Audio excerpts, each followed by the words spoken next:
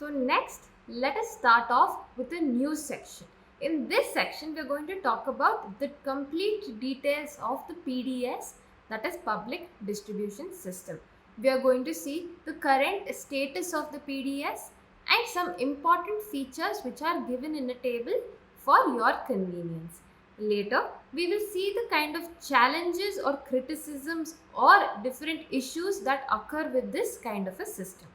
Then we see schemes such as AAY that we will be discussing in the future slides in order to revamp the whole PDS system.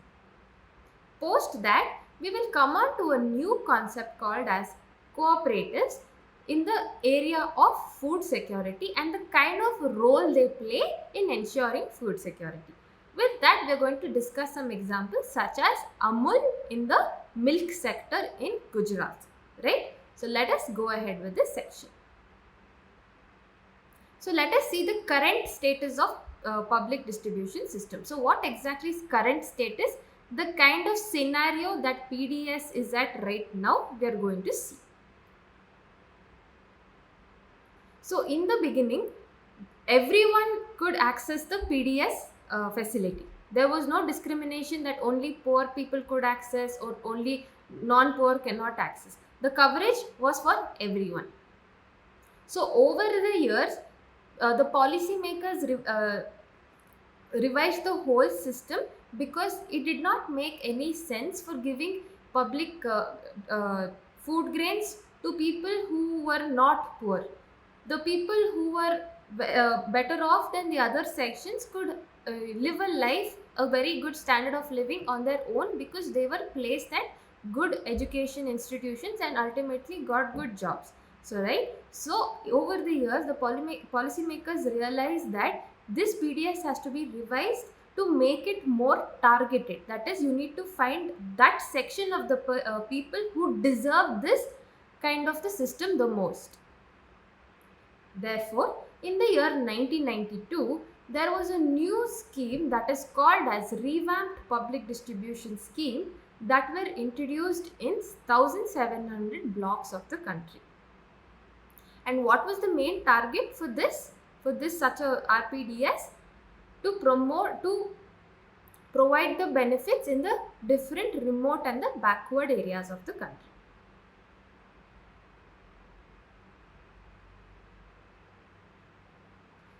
Again in 1997, there was another introduction of a certain system that was called as Targeted Public Distribution System, and the main aim of this entire system was to target the poorest in all areas, not just the remote and backward areas, but all areas. And hence, this was the first time the poor and the non-poor were differentiated. And again in 2000, there was another revision made by the policymakers and two special schemes were launched, that is Antyodaya Anna Yojana.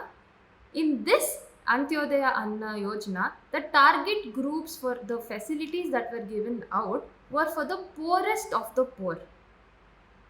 And the second one was Annapurna scheme, and for this scheme, the eligible people were the senior citizens. That is, those greater than 60 years.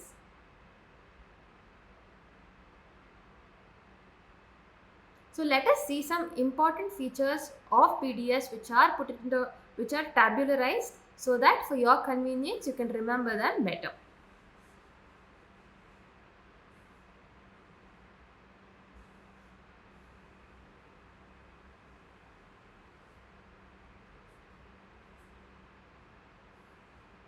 So here please note that W stands for wheat and R stands for rice, BPL stands for below poverty line, APL stands for above the poverty line. So you have the different schemes that we've already discussed, but this slide clearly shows the form that we've discussed in the tabular form, right? So you have the PDS that was first introduced, that was there for everyone. Then there was RPDS that was just for the backward blocks. Then came TPDS, which differentiated between poor and non-poor, which differentiated between BPL and APL. Then you have Antyodaya Anna Yojana for poorest of the poor people. Then you have Annapurna for indigent senior citizens. Right? Then you have National Food Security Act that set 75% rural households and 50% urban households. So that's how it becomes convenient for you all to understand and memorize better.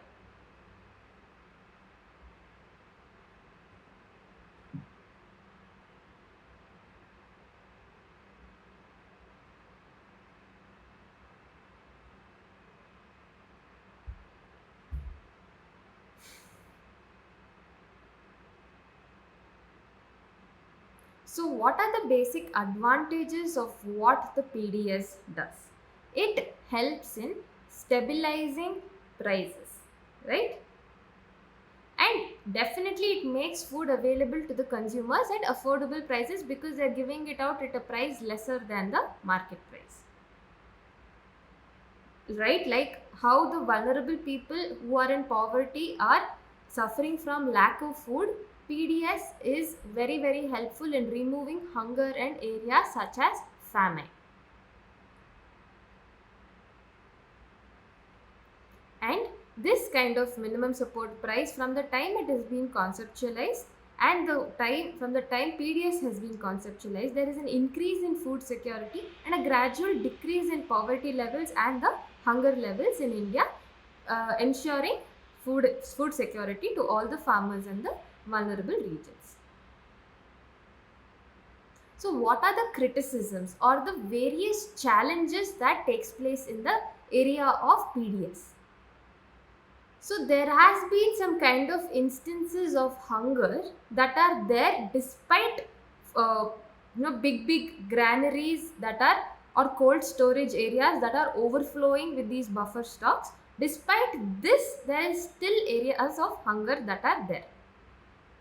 The Corporation of India godowns are overflowing with grains, which some of them are being rotted away without being of use to anything. So here is an evidence of the buffer stock which is overflowing.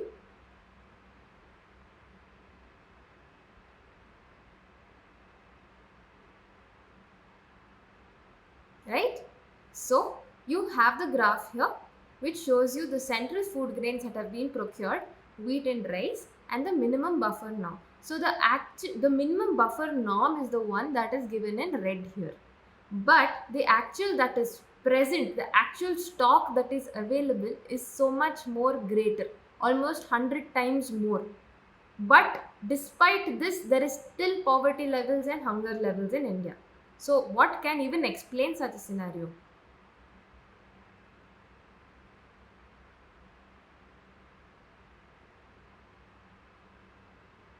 Now let us discuss a very important scheme called as Antyodaya Anna Yojana. So it was conceptualized in December 2000 and 1 crore of the poorest among the BPL families covered under the TPDS were identified. And these people were identified by the respective states' rural departments through a survey of the people who belong to the below poverty line. So what were the kind of advantages they were taking, the facilities that were available to the eligible households? They would get 25 kgs of food grains, and for these food grains they would have to pay 2 per kg for wheat, that is rupees 2, and rupees 3 per kg of rice. And for one family they would get around 25 kgs of food grains. So imagine such a good scheme, and through this a lot of food security was ensured. At present, there are around 2 crore families that have been covered under such a scheme. There is a very common thing that goes around that says when there is a lot of buffer stock that is available, it is very wasteful. Right? Like I said, they have been eaten by rats and it is going for a high waste, but it is not reaching the people. That means it's definitely wasteful. So what are the major drawbacks of storing such food? There is high carrying costs, definitely, right? When you have to procure it from the farmers and come and store it in the godown, the weight naturally increases and to carry it is cumbersome. It's very hard. naturally again there's a lot of wastage, and sometimes the godowns may not even be that big enough to take in the kind of load that's coming in. And more, when you keep perishables such as tomatoes or any other like grapes or anything of that sort, when you keep such things for a very long time, they deteriorate in quality, they do not stay for a very long time. Therefore, freezing of MSP for a few years and not revising it every year, that is actually done. Instead, you should freeze the MSP for a few years, say 4 to 5 years. That should be considered, so that we take down all the drawbacks that are happening in the buffer stock area.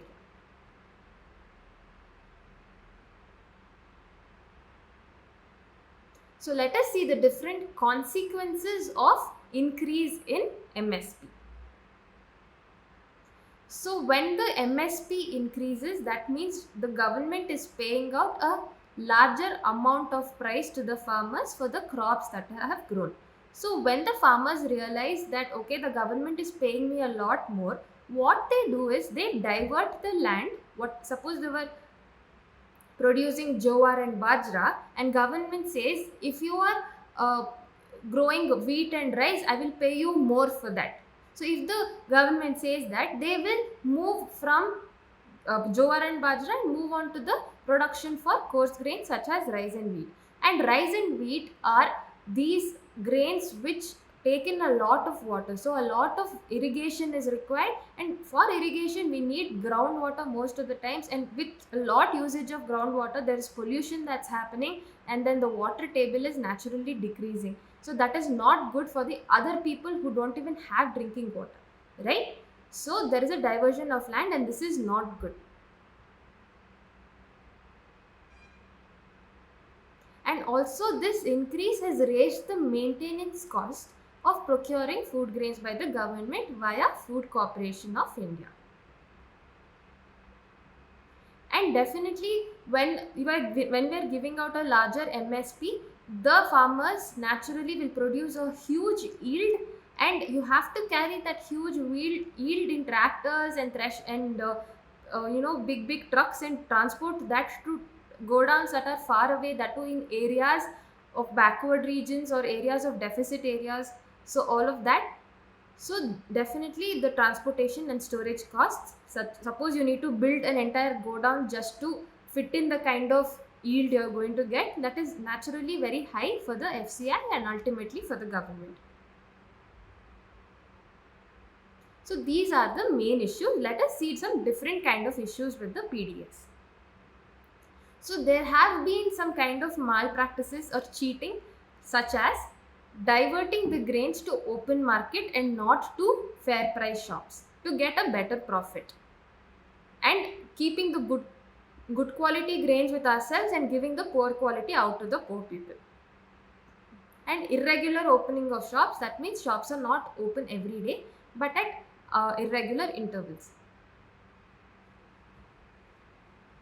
TPDS of 3 different prices are given, right? So any family above the poverty line gets very little discount at the ration shop.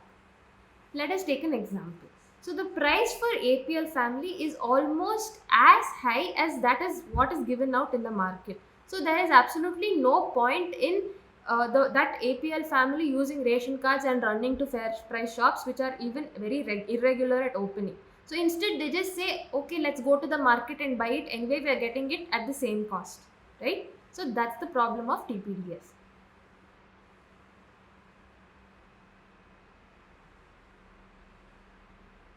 Now let us see the different kind of roles that the cooperatives play in food security.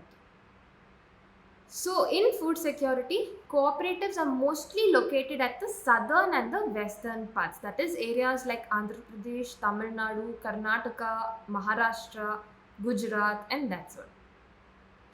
So these cooperative societies, they are firstly established by a few people who have the like-mindedness to bring about food security in their area. So what they do, they get in all the goods together and they ultimately sell it out for a lower price to the people who need it the most, that is the poor people. For example, out of all the fair price shops that are running in Tamil Nadu, around 94% of those fair price shops are run solely by the cooperatives. Let us take a clear cut example here.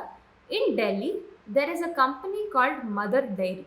So it is making strides in providing milk and vegetables to the consumers, and this price is controlled by the government of Delhi. Then you would have definitely heard of this company called as Amul. So this is the biggest success story in the area of cooperatives for the selling of milk and milk products situated in Gujarat.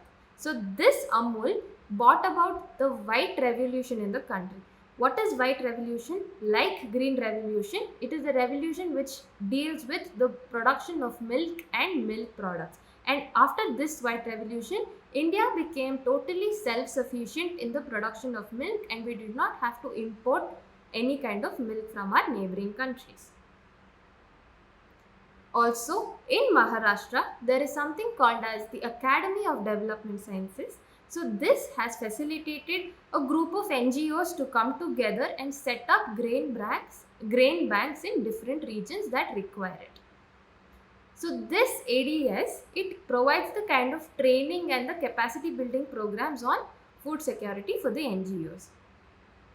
And the grain banks have resulted into a positive outcome and are heavily expanding throughout Maharashtra.